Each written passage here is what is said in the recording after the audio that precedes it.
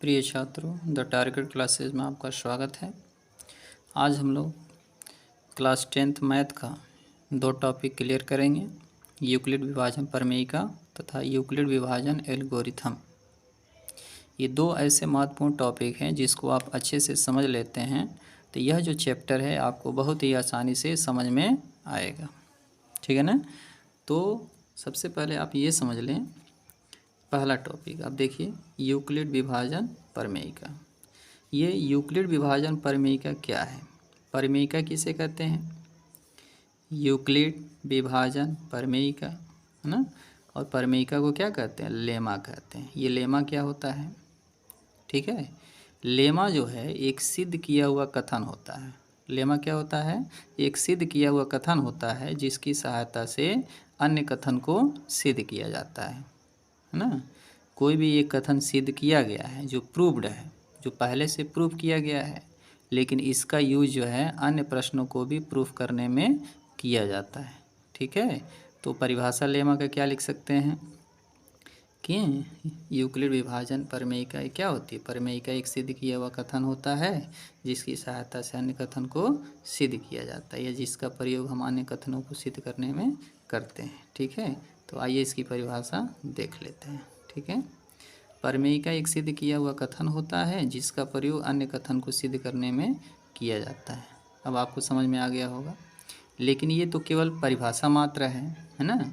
लेकिन इसको हम अब दूसरे तरह से समझेंगे। ठीक है, जैसे आप पिछली कक्षाओं में यह चीज़ देखे होंगे। ठीक है ना, ये किस चीज़ का चिन्ह है? जब हम एक संख्या से दूसरी संख्या में भाग देते हैं तो इस तरह का चिन्ह हम प्रयोग करते हैं। ठीक है ना, तो यहाँ पर जो होता है ना, यहाँ पर जो होता है उसको कहते हैं भाज्य। क्या कहते हैं? भाज्य कहते हैं, है ना।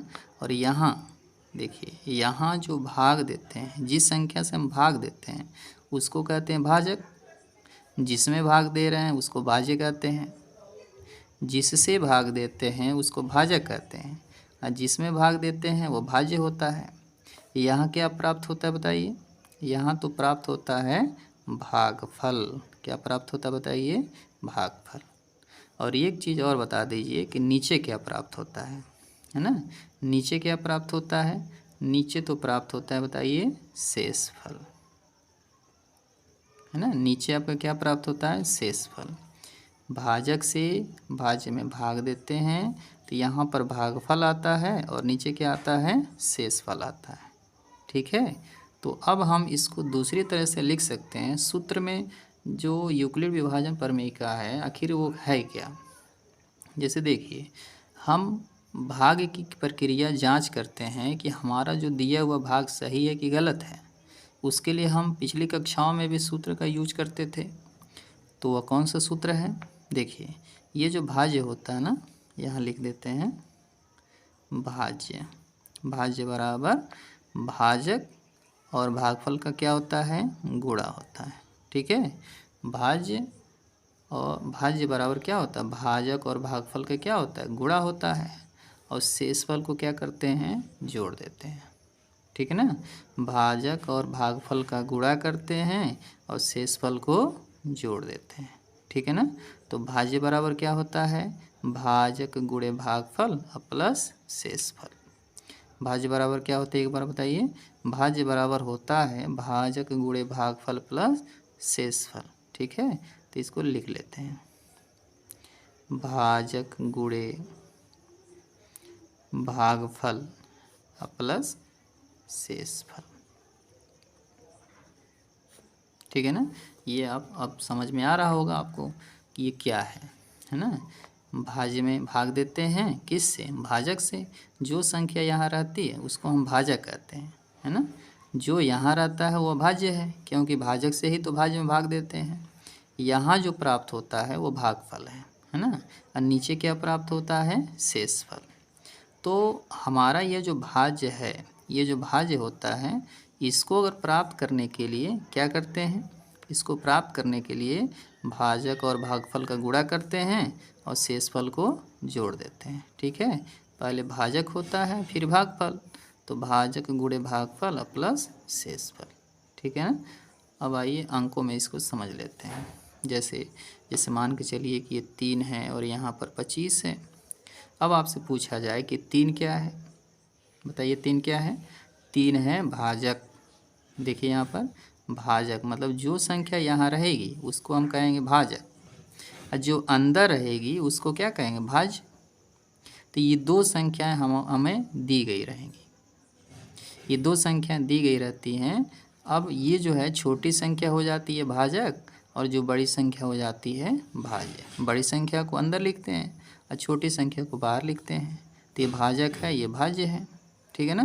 तो अब भाग करते हैं, 3 से 25 को भाग करते हैं तो 8 बार में जाता है। 3 और 8 24, ठीक है ना।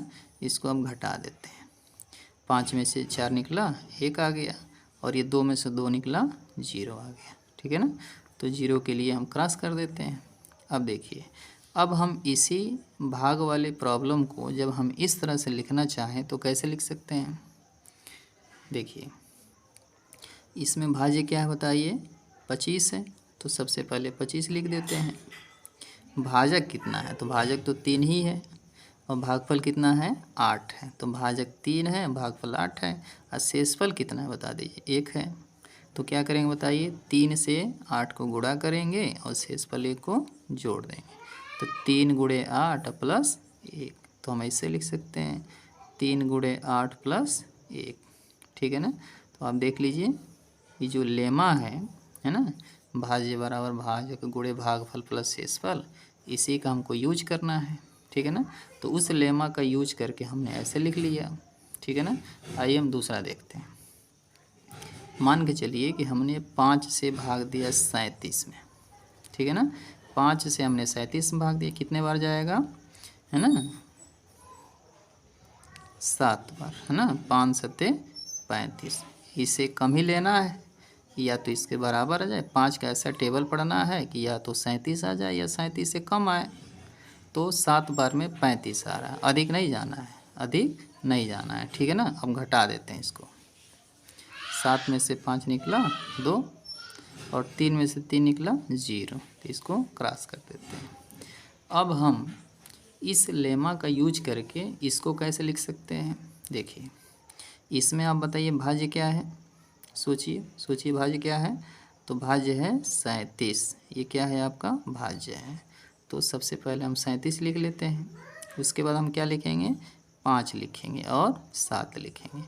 5 का क्या करेंगे, साथ में गुणा कर देंगे, बताइए क्या करेंगे, गुणा। 5 का साथ में गुणा करेंगे और शेषफल ये है, ये आपका शेषफल है। शेषफल को जोड़ना है, भाजक का भाज्य में गुणा, भाजक का भागफल में गुणा करते हैं और शेषफल को जोड़ देते हैं, तो ये आपका भाज्य है। तो भाज्य बराबर क्या होता है, भाजक गुणे भागफल प्लस शेषफल। तो 5 गुणे 7 प्लस 2, ठीक है ना। तो ये जो है ये लेमा का यूज करके हम लोग लिख पा रहे हैं। तो लेमा जो है ना, यूक्लिड विभाजन प्रमेय का हम देख रहे हैं कि यह एक ऐसा सिद्ध किया हुआ कथन होता है जिसकी सहायता से अन्य प्रश्नों को या अन्य कथनों को भी सिद्ध करते हैं, ठीक है। तो अब हम यूक्लिड विभाजन प्रमेयिका का परिभाषा लिखेंगे, ठीक है।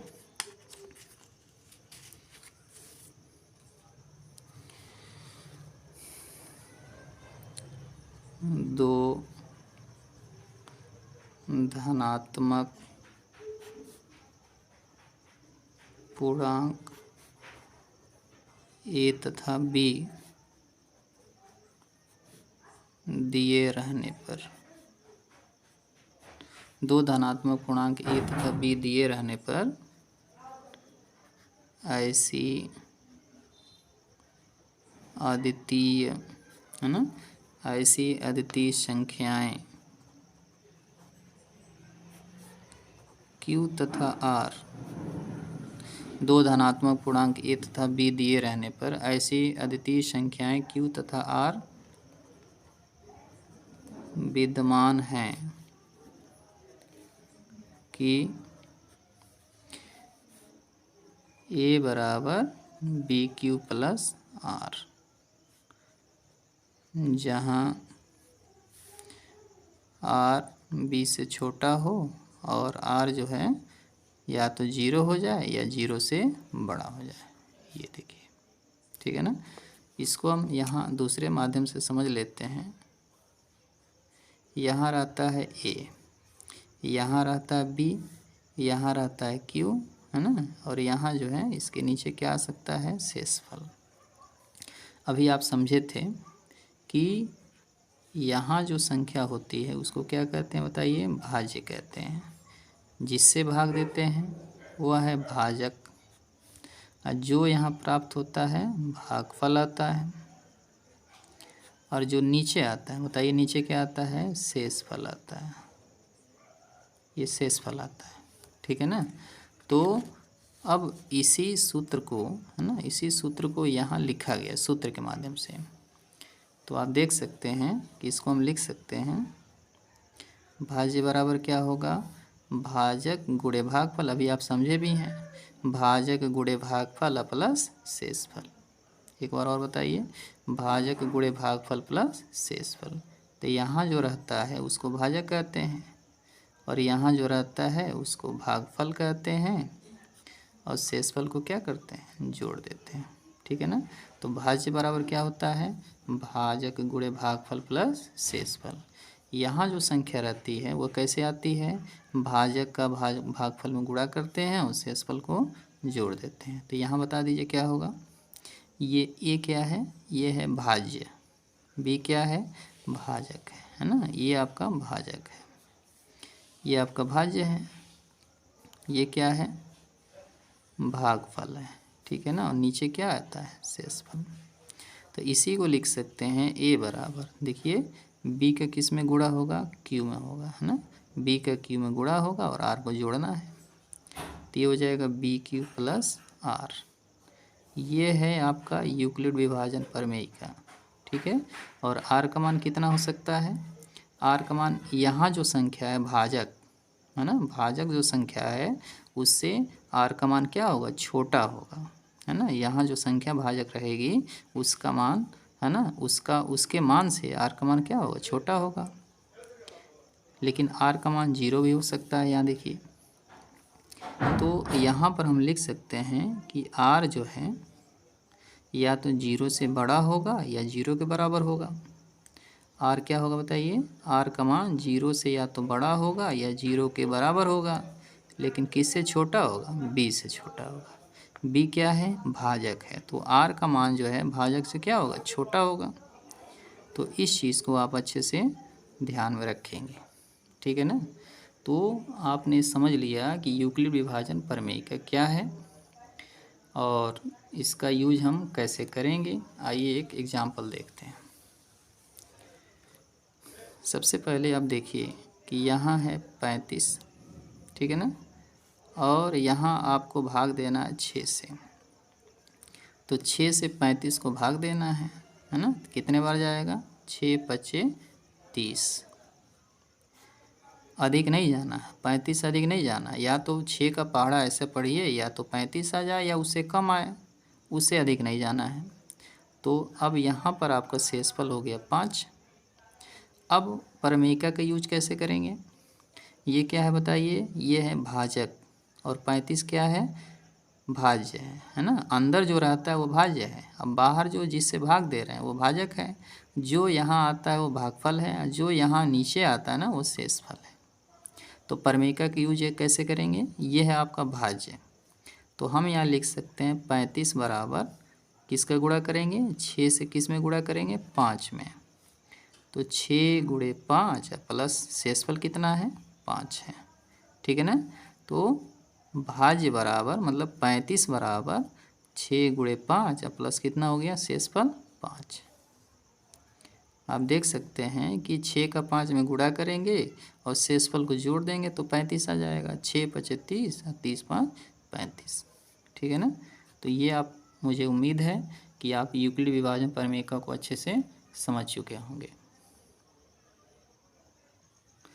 अब हम दूसरा टॉपिक क्लियर करेंगे, यूक्लिड विभाजन एल्गोरिथम।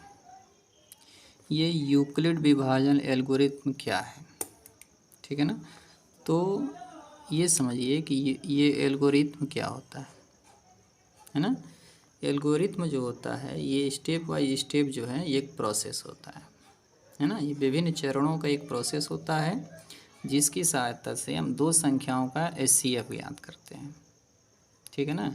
ये भी यूक्लिड विभाजन प्रमेयिका पर ही आधारित एक ऐसा प्रोसेस होता है जिसकी सहायता से हम दो संख्याओं के बीच या दो संख्याओं का एचसीएफ ज्ञात करते हैं, ठीक है ना। तो आप ये समझिए कि एल्गोरिथम क्या होता है, ठीक है। आप देखिए इसकी परिभाषा देख लीजिए।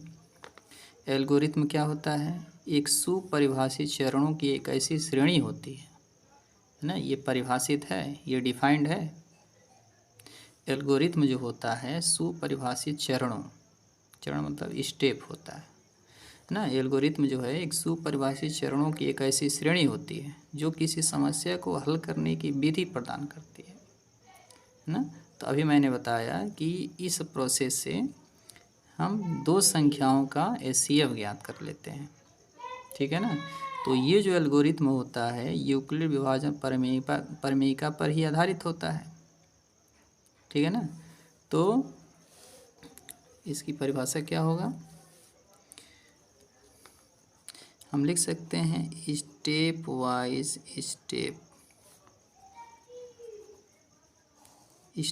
स्टेप को ही हम कहते हैं यूक्लिड विभाजन एल्गोरिथम। और इस प्रोसेस से है ना, इस प्रोसेस से हम क्या करते हैं? इस प्रोसेस से हम दो संख्याओं का एचसीएफ ज्ञात करते हैं। अगर दो संख्या दी गई हैं ए और बी, है ना, तो ए और बी क्या है? धनात्मक पूर्णांक है।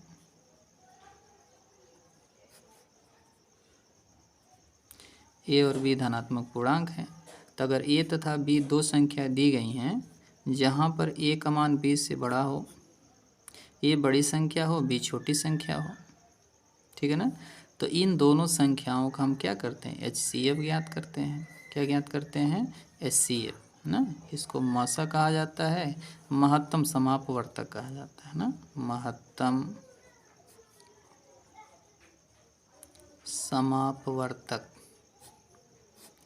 इंग्लिश में हाईएस्ट कॉमन फैक्टर कहते हैं। तो ये दो संख्याओं का एचसीएफ ज्ञात करने की एक विधि है और वह विधि विभिन्न चरणों में पूरी होती है, ठीक है ना। एक बार और बताइए। यूक्लिड विभाजन जो एल्गोरिथम होता है ये विभिन्न चरणों की ऐसी श्रेणी होती है ना, जिसकी सहायता से दो संख्याओं का एचसीएफ ज्ञात करते हैं। दो संख्या अगर दी रही रहती हैं जिसमें एक छोटी संख्या रहती है एक बड़ी संख्या रहती है। इस मान चलिए बी जो है छोटी है और ये बड़ी है, ए बड़ी है बी छोटी है। तो यहाँ देखिए ए बड़ा है बी से, तो ए और बी का हम क्या करते हैं? एचसीएफ ज्ञात करते हैं। किस प्रोसेस से? यूक्लिड विभाजन एल्गोरिथम के प्रोसेस से, ठीक है ना। तो आप, मुझे उम्मीद है कि ये दोनों टॉपिक आपको बहुत ही अच्छे से क्लियर हो गया होगा। अब अगले लेक्चर में हम दो संख्याओं का एचसीएफ ज्ञात करेंगे और वो भी किस आधार पर? यूक्लिड विभाजन प्रमेयिका तथा यूक्लिड विभाजन एल्गोरिथम की सहायता से हम दो संख्याओं का एचसीएफ ज्ञात करेंगे, है ना। अगर आपको वीडियो अच्छे लगे तो प्लीज़ लाइक भी करें, शेयर भी करें और मेरे इस चैनल को सब्सक्राइब भी करें। अब अगले टॉपिक में हम लोग मिलेंगे। तब तक के लिए धन्यवाद।